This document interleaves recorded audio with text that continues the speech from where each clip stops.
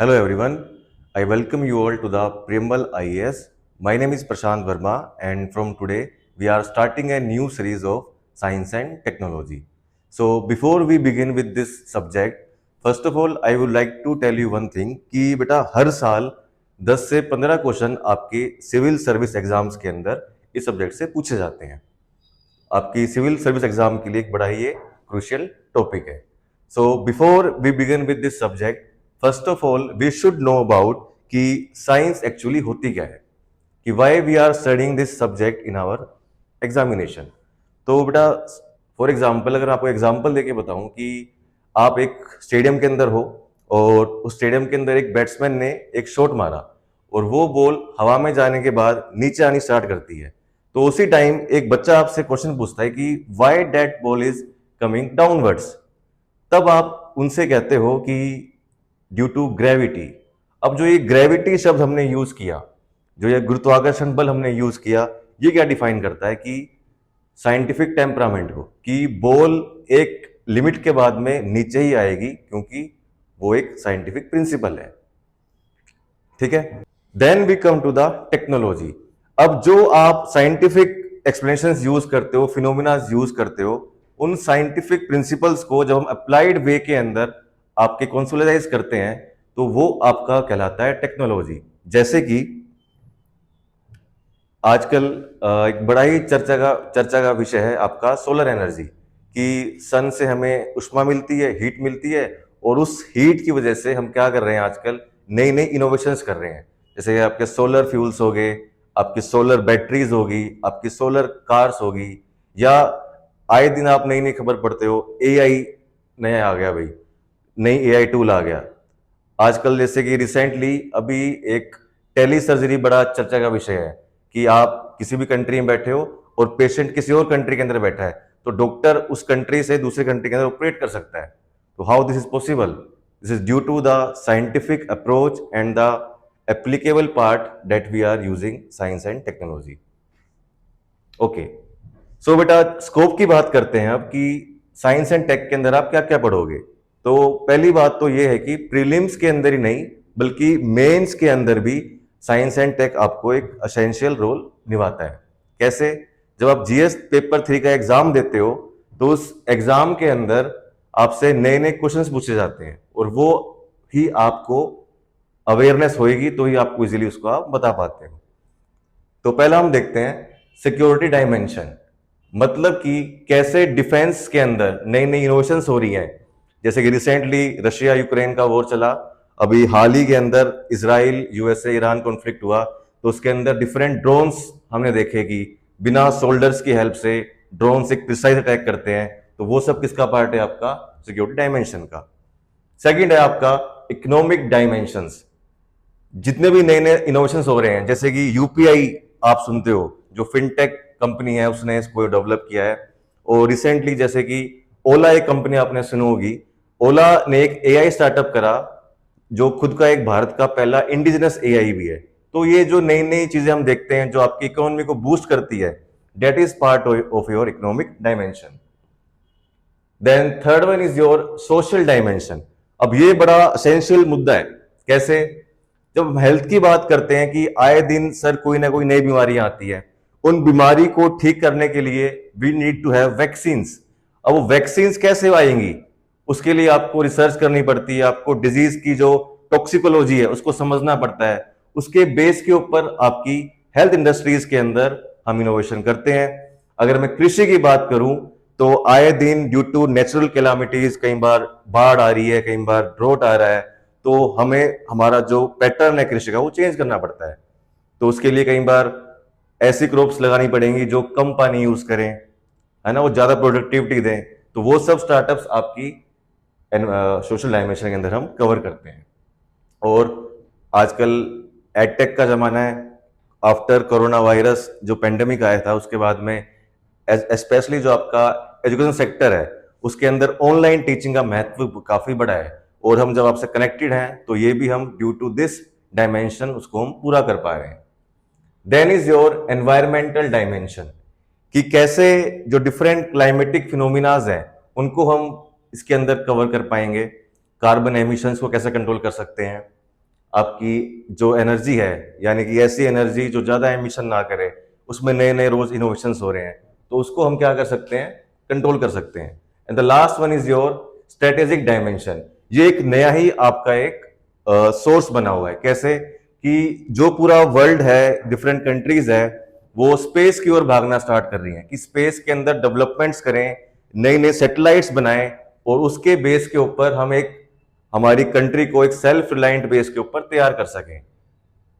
Nuclear की अगर मैं बात करूं तो जिस भी कंट्री के पास में न्यूक्लियर कमांड पूरी होती है, तो वो बेटा वॉर के अंदर पार्टिसिपेट नहीं करता, उस वॉर को वो पार्टिसिपेट करे बिना ही रोक सकता है। कैसे?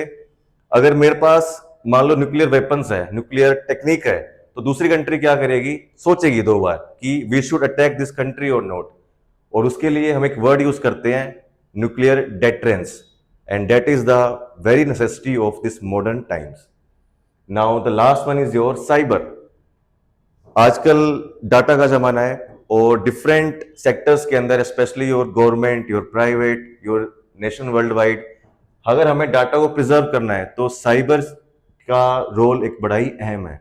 उसके अंदर नई नई टेक्निक्स बनानी पड़ती हैं कि कैसे हम डाटा की प्राइवेसी को कंट्रोल कर सकते हैं, उसको कैसे सेफगार्ड कर सकते हैं, और ये सारे इनोवेशंस आपकी स्ट्रेटेजिक डायमेंशन के अंदर हम देखते हैं। Now we move towards the nature of questions in UPSC, कि साइंस एंड टेक के अंदर आपसे एग्जामिनर सवाल कैसे करेगा। वो सवाल ऐसे नहीं करेगा सीधे आपसे क्वेश्चन पूछा और आपने जवाब दे दिया। वो आपके फैक्चुअल नॉलेज को चेक नहीं करेगा, जो अब तक आपकी एजुकेशन के अंदर हम देखते हैं डिफरेंट एग्जाम्स के अंदर। इस एग्जाम के अंदर आपको अप्रोच अलग मिलेगी। कैसे? कॉन्सेप्ट आपको उठाएगा एग्जामिनर, उस कॉन्सेप्ट के बेस पे जो करंट इवेंट चल रहा होगा उसके आधार पर उसको लिंकेज करके आपको क्वेश्चंस वो देख देगा in different statements, and you have to rectify that statements according to that questions. And mostly the examiner focus on application part, relevance part, कि क्या इंपॉर्टेंस है और सोसाइटी के अंदर ये कितना इंपैक्ट डालेगा। Right? Okay, so this was your general introduction कि साइंस एंड टेक क्या होती है, हमें क्या पढ़ना होता है। Now we move towards your first topic, that is defence technology. So before moving towards the proper explanation, let me tell you about the defence, कि डिफेंस एक्चुअली है क्या। आप लोगों ने देखा होगा जनरल की आपकी बॉर्डर्स के ऊपर बड़ा कई बार टेंशन का माहौल क्रिएट होता है, तो जनरली कई बार ऐसा होता है कि भाई सिचुएशन वार लाइक हो जाती है, तो आपके अकॉर्डिंग डिफेंस का मतलब होता है कि वार के अंदर पार्टिसिपेट करना। बट नहीं बेटा, डिफेंस का मतलब दायरा सिर्फ वार तक सीमित नहीं है, कि बहुत बड़ी ब्रॉड टर्म है। तो आज को हम देखते हैं। It refers to the protection of the state against external threats, यानी कि जो भी आपके एक्सटर्नल थ्रेट्स हैं, यानी कि जो भी कंट्री आपकी आपको कोई धमकियां देती है, कुछ इंटरनल डिस्प्यूट्स पैदा करवाती है, उनको रोकने के लिए हमारी डिफेंस क्या है, एक बड़ा ही अहम रोल प्ले करती है। कैसे?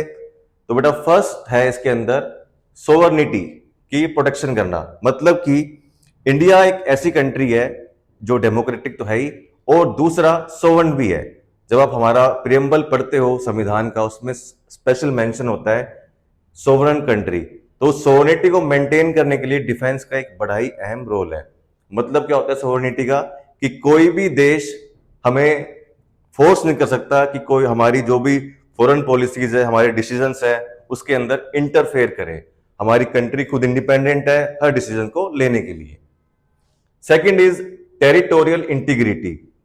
हमारे देश के अंदर जितने भी आपके बॉर्डर्स हैं, चाहे वो लैंड बॉर्डर्स हो, वाटर बॉर्डर्स हो, और चाहे वो एरियल बॉर्डर्स हो, उन सबको हमें एक इंटीग्रेट करना पड़ता है, उनकी रक्षा करनी पड़ती है, और वो सारा काम आपकी डिफेंस मैकेनिज्म आपका देश का करता है। And last is your national unity. फौज आपकी देश की जो एकता है उसकी भी जिम्मेदारी लेती है। कैसे? देश के अंदर कभी कोई सिविल वॉर कंडीशन ना हो जाए, तो उसके अंदर भी फौज का एक बड़ा अहम योगदान है। राइट?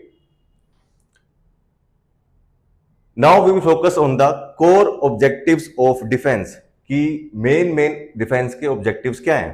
पहला है कि ये देखता है कि जो आपके राष्ट्रीय जो बॉर्डर है उनको कैसे कंट्रोल करना है, उनकी कैसे सेफ्टी करनी है, उनकी कैसे हिफाजत करनी है। दूसरा, ये आपकी रक्षा करता है जो भी आपका एक्सटर्नल एग्रेशन है, यानी कि कोई कंट्री आपसे डिप्लोमेट तरीके से बात कर रही है, आपको उकसा रही है वॉर लाइक कंडीशंस के लिए, उसमें आपकी क्या भूमिका रहती है। Then third is your secure strategic and economic interest. जो भी आपके सी रूट्स हैं, आपके ट्रेडिंग रूट्स हैं, उन सब की हिफाजत करना, ताकि देश के अंदर एक प्रॉपर बैलेंस बना रहे इकोनॉमिक डेवलपमेंट का। And last is your internal stability, और देश की इंटरनल स्टेबिलिटी को बड़ा ही रोक के रखता है। Now we move ahead towards the dimensions of defence, कि जो डिफेंस है उसके कितने दायरे हैं। पहला है आपका टेरिटोरियल डिफेंस, मतलब कि जो आपके लैंड बॉर्डर्स हैं, एलओसी, एलएसी, यानी कि line of actual control, line of control, जो आपके चाइना के बॉर्डर्स हैं, आपके पाकिस्तान के बॉर्डर्स हैं, उसके अंदर 24 घंटे उनकी सुरक्षा करना, उसके ऊपर सर्विलेंस करना, राइट। सेकंड है आपका इसमें एयर स्पेस प्रोटेक्शन, जो भी आपका एरियल टेरिटरी है, एरियल रूट्स हैं, उसके अंदर आपको देखना by using radars, different instruments जो आपके मॉडर्न सेक्टर्स के अंदर हम यूज करते हैं। And last is your maritime borders, जो भी हमारे देश का सी रूट है, हमारी जो सी टेरिटरी है, जैसे कि इंडियन ओशियन की अगर मैं बात करूं, आपका Arabian Sea, Bay of Bengal, तो उस सब को आप क्या करते हो, एक कलेक्टिव तरीके से उनकी सेफ्टी करते हो। Second is your strategic defence, मतलब कि पहला हमने बताया था कि न्यूक्लियर डेटरेंस, कि कैसे सामने वाली कंट्री दो बार सोचेगी आप पे अटैक करने के लिए। वो पॉसिबिलिटी कैसे आएगी, जब आपकी कंट्री के पास में न्यूक्लियर सक्षमता हो, ठीक है। सेकंड, आपकी मिसाइल कैपेबिलिटी, कि आपके देश के अंदर हर साल आप देखते हो कि डिफरेंट मिसाइल्स की इनोवेशन हुई, ये मिसाइल का लॉन्च हुआ, इस मिसाइल का टेस्ट हुआ, तो वो सारी मिसाइल्स की क्षमता होती है कि कौन सी मिसाइल छोटी मार करेगी, कोई लंबी मार करेगी, किसकी अवधि लंबी है, किसकी लंबाई लंबी है, कोई शॉर्ट डिस्टेंस कवर करेगी या कोई एक कॉन्टिनेंट को कवर कर सकती है। तो वो सब आपकी मिसाइल्स की कैपेबिलिटी की हम बात करते हैं। Then third is your military preparedness, आपकी जो मिलिट्री है, आपकी land military, air military, water military, यानी कि आर्मी, नेवल, एयरफोर्स, उनके अंदर क्या वो डिजास्टर से पहले कितना प्रिपेयर्ड है। उसमें सारी चीज आती हैं आपकी, आपके मॉडर्न टेक्नोलॉजीज आ गई, आपकी स्ट्रेटेजी आ गई, आपकी एग्जीक्यूशन आ गई, तो वो सब किसका पार्ट है, आपका मिलिट्री प्रिपेयर्डनेस का। Now third one is your economic defence, यानी कि जो आपकी देश की जो आर्थिक दृष्टि है, उसको भी हम लोग क्या करते हैं, प्रोटेक्ट करते हैं। कैसे, जितने भी आपके सी रूट्स हैं, वो आपके ट्रेड रूट्स हैं, आपके एनर्जी सप्लाई रूट्स हैं, वो सब कवर करेंगे हम। And the last one is your non traditional security, यानी कि रिसेंटली इन्हीं सेक्टर्स के अंदर आपका मॉडर्न टाइम क्या है, बार बार हमें देखने को मिलता है। कैसे, साइबर थ्रेट्स आते हैं, स्पेस सिक्योरिटी आती है, कि जो आपकी सैटेलाइट है, जो आपकी कंट्री सैटेलाइट है, क्या कोई और कंट्री उसको इंटरफेयर तो नहीं कर रही, क्या उसको हैक तो नहीं कर रही, जैम तो नहीं कर रही, क्या कोई सैटेलाइट आपके स्पेस के अंदर आप पे सर्विलेंस तो नहीं कर रही। तो वो सब किसका हिस्सा है, आपकी स्पेस सिक्योरिटी का। And then third one is your terrorism. हर साल आप देखते हो कि इतने आतंकवादी मुठभेड़ में, सीमा की मुठभेड़ में मारे गए, कोई लोग, कोई टेररिस्ट आपकी बॉर्डर क्रॉस तो नहीं कर रहा, क्या उसके पास में एमुनिशन तो नहीं है जो हमारे देश के लिए खतरा हो सकता है। उस सब को हम क्या करते हैं, क्रॉस चेक करते हैं, और डिफेंस इसके अंदर एक बेटा बड़ा ही अहम रोल प्ले करती है। Then fourth one is your evolution of defence. हर कोई भी सब्जेक्ट हम पढ़ते हैं, कोई भी हम चीज पढ़ते हैं, तो उसका एक इवोल्यूशन होता है कि कोई चीज कैसे समय के हिसाब से उसमें कितना परिवर्तन आया।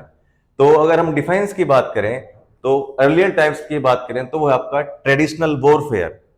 उदाहरण के लिए मैं आपको बताता हूं कि इमेजिन करो आप रामायण महाभारत के पीरियड में हो, जब आपके जो योद्धा हैं कि तीर कमान का यूज करते थे, दूसरा वो भाला यूज करते थे, तीसरा जैसे कि हाथों से वो लड़ाई करते थे। तो कहने का मतलब ये है कि जो पहले की जो लड़ाइयां होती थी, झगड़े होते थे, युद्ध होते थे, उसके अंदर आपकी फिजिकल स्ट्रेंथ के ऊपर ज्यादा जोर दिया जाता था, ठीक है। फिर उसके बाद में इंडस्ट्रियल रिवॉल्यूशन आया, अगर मैं बात करूं आपका वर्ल्ड वॉर 1, वर्ल्ड वॉर 2, उसके अंदर क्या हुआ था कि आप लोगों ने डिफरेंट वेपन्स यूज करे, जैसे कि जैसे कि आपका बंदूक होगी, आपके बम हो गए, तो वो सब इंडस्ट्रियल के टाइम की बात आई। Then third one is your nuclear era. इस न्यूक्लियर एरा ने सब कुछ चेंज कर दिया। वर्ल्ड वॉर 2 के अंदर जब यूएसए ने जापान के ऊपर एटम बम डाला या न्यूक्लियर बम डाला, तो उसके बाद में पूरा जो डायमेंशन है डिफेंस का वो चेंज हो गया। अब सारा डायमेंशन शिफ्ट हो गया आपका डेटरेंस के ऊपर, कि अब कंट्रीज क्या करती हैं कि वार के अंदर पार्टिसिपेट ना करके वार को रोकने के लिए डेटरेंस पैदा करती हैं, हिंड्रेंस पैदा करती हैं। Then fourth one is your information war. आजकल के टाइम में इंफॉर्मेशन का बड़ा अहम रोल है। इंफॉर्मेशन के बेस के ऊपर आपका डिफेंस का पूरा वॉर चलता है। Then last one is your technology driven warfare. आज के टाइम में आप देखते हो कि जरूरी नहीं है कि आपको अपने ही जो सैनिक है वो भेजने पड़ेंगे किसी युद्ध भूमि के ऊपर।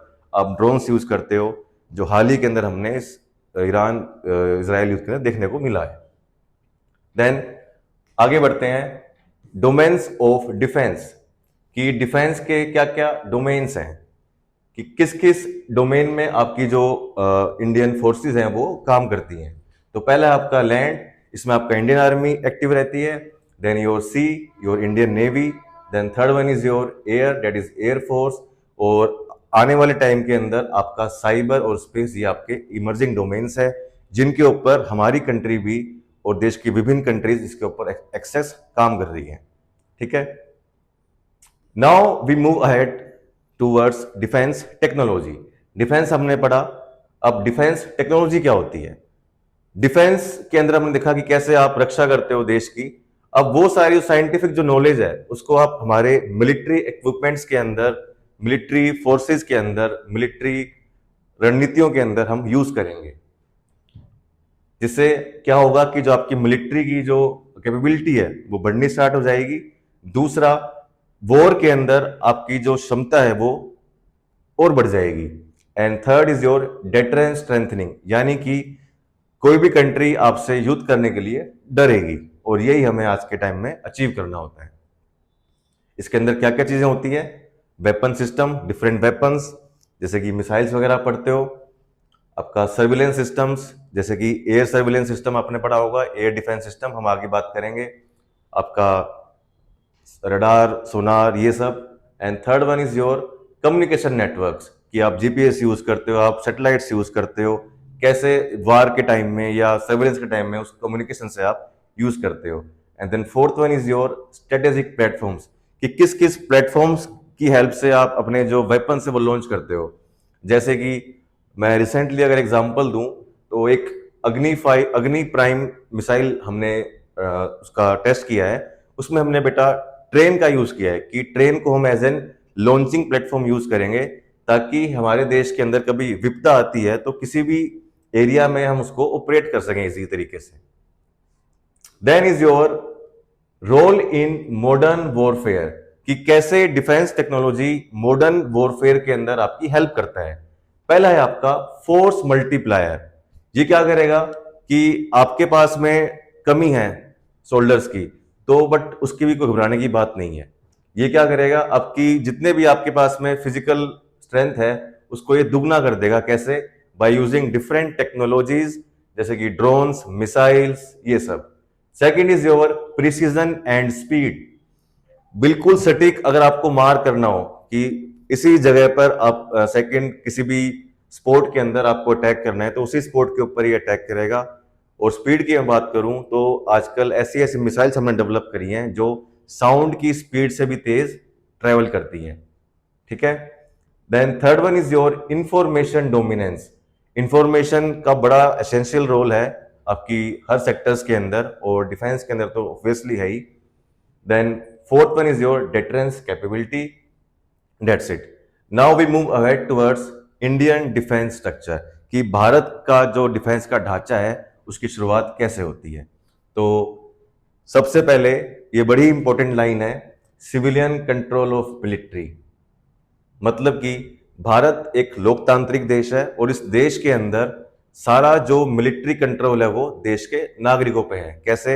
हम देश के अंदर सरकार इलेक्ट करते हैं और इस इलेक्टेड गवर्नमेंट से ही हम क्या करते हैं, मिलिट्री को कंट्रोल करते हैं और उनके साथ में तालमेल साझा करते हैं।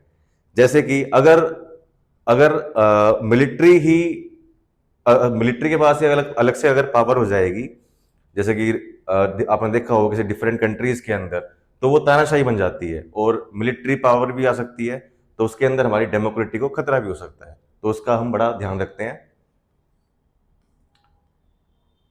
देन हम बात करते हैं पॉलिटिकल एंड कॉन्स्टिट्यूशनल स्ट्रक्चर। जो आपके देश के प्रेसिडेंट हैं, वो जितने भी आपके देश में आर्म्ड फोर्सेस हैं, चाहे वो पानी की हो, चाहे वो जल की हो, चाहे वो वायु की हो, उन सब के वो क्या होते हैं, सुप्रीम कमांडर होते हैं। और आपके देश की हाल फिलहाल जो महामहिम है द्रौपदी मुर्मू जी, हमारी प्रेसिडेंट, वो आपके क्या हैं, सुप्रीम कमांडर हैं। और जो आपके प्रेसिडेंट होते हैं, उनके पास में फॉर्मल अथॉरिटी होती है कि कोई भी वॉर शुरू करना है, कोई वॉर स्टॉप करना है, तो वो ही इस डिसीजन को ले सकते हैं। जितनी भी आपकी पीस एग्रीमेंट्स होती हैं डिफरेंट कंट्रीज के बीच में, तो वो सब काम होता है आपकी प्रेसिडेंट का। देन है आपका कैबिनेट कमिटी ऑन सिक्योरिटी। ये आपका हाईएस्ट लेवल ऑफ कमिटी होती है, जिसके पास में पूरी पावर होती है कि कैसे डिफेंस स्ट्रक्चर को हमें बोल्ड करना है, क्या पॉलिसीज बनानी है, क्या नए नए संशोधन करने, अमेंडमेंट्स करनी है, वो सारा काम इनका होता है सीसीएस कमेटी का। और इसको चेयर करते हैं आपके देश के प्राइम मिनिस्टर। और इसके अंदर कई सारे मेंबर्स होते हैं, डिफेंस मिनिस्टर, आपके होम मिनिस्टर, रक्षा मंत्री, आपके एक्सटर्नल अफेयर्स मिनिस्टर और आपके फाइनेंस मिनिस्टर। और इन सबको हेड करते हैं आपके पीएम। काम क्या होता है कि कैसे स्ट्रेटेजिकल डिसीजन हमें तैयार करने हैं और डिफेंस पॉलिसीज में नए नए अप्रूवल्स करने हैं, कहाँ कहाँ आपकी मॉनेटरी सप्लाईज करनी है, वो सब काम ये कमेटी देखती है। Now we move head towards the ministry of defence, जो कि आपकी एक मेन बॉडी है डिफेंस के अंदर। इसका मेन काम क्या होता है, पॉलिसीज बनाना, उनको इम्प्लीमेंट करवाना, बजट पास करवाना कि हर साल हम कितना बजट तय करेंगे डिफेंस सेक्टर के अंदर, और जो तालमेल है गवर्नमेंट के बीच में और मिलिट्री के बीच में, उसको भी ये अहम रूप से ध्यान में रखती है। इसके अंदर कई सारे डिपार्टमेंट आते हैं, department of defence, department of military affairs, department of defence production, department of defence research and development and department of ex serviceman welfare. जो आपका डिपार्टमेंट ऑफ मिलिट्री अफेयर्स है, ये रिसेंटली नया बना था 2020 के अंदर। देन हम बात करते हैं आपकी मिलिट्री लीडरशिप की, कि मिलिट्री के अंदर सुप्रीम कमांडर कौन होएगा। तो जो आपका सीडीएस है, चीफ ऑफ डिफेंस स्टाफ, वो आपके हेड होते हैं और यही एडवाइजर भी होते हैं आपके गवर्नमेंट ऑफ इंडिया के। मतलब क्या है कि जो भी आपकी लैंड फोर्सेस हैं, आपकी एयर फोर्सेस हैं, आपकी वाटर फोर्सेस हैं, उन सब के ये हेड होते हैं। और जो भी आपके चीफ होते हैं अलग अलग फोर्सेस के, चाहे वो आर्मी हो गया, चाहे वो नेवल हो गया, एयर हो गया, उनके लिए अलग से एक चीफ हमने तैयार किया हुआ है, जो सारे ऑपरेशंस के लिए हेल्प करते हैं। Then is your defence production and R&D ecosystem. अब जब हमारा देश आज़ाद हुआ था, तो उसके बाद से ही हमने एक मुहिम स्टार्ट करी थी कि हम हमारे देश को सेल्फ रिलायंस बनाएंगे, यानी कि आत्मनिर्भर बनाएंगे। और उसी मुहिम को देखते हुए डीआरडीओ की स्थापना हुई थी। जो डीआरडीओ क्या करता है, देश के अंदर लगभग 55% जो मिलिट्री के इक्विपमेंट्स हैं, सप्लाईज हैं, उस सारी सप्लाईज को आपका डीआरडीओ ही पूरा करता है। और हर साल नई नई रिसर्च, नई नई इनोवेशंस, चाहे वो हेलीकॉप्टर्स हों, आपके एयरक्राफ्ट्स हों, चाहे वो ड्रोन्स हों, चाहे वो मिसाइल्स हों, चाहे वो एयर डिफेंस सिस्टम हो, चाहे वो सबमरीन्स हो, उन सब के अंदर डीआरडीओ की एक अहम भूमिका है। और आपकी एक बड़ी ही असेंशियल बॉडी है आपकी इंडियन डिफेंस के अंदर। So that's for the today's video. I hope आप सबको पसंद आया होगा। एंड नेक्स्ट वीडियो के अंदर हम कंटिन्यू करेंगे आपका मेन पार्ट, जो है आपका science and technology. It was just an introductory video.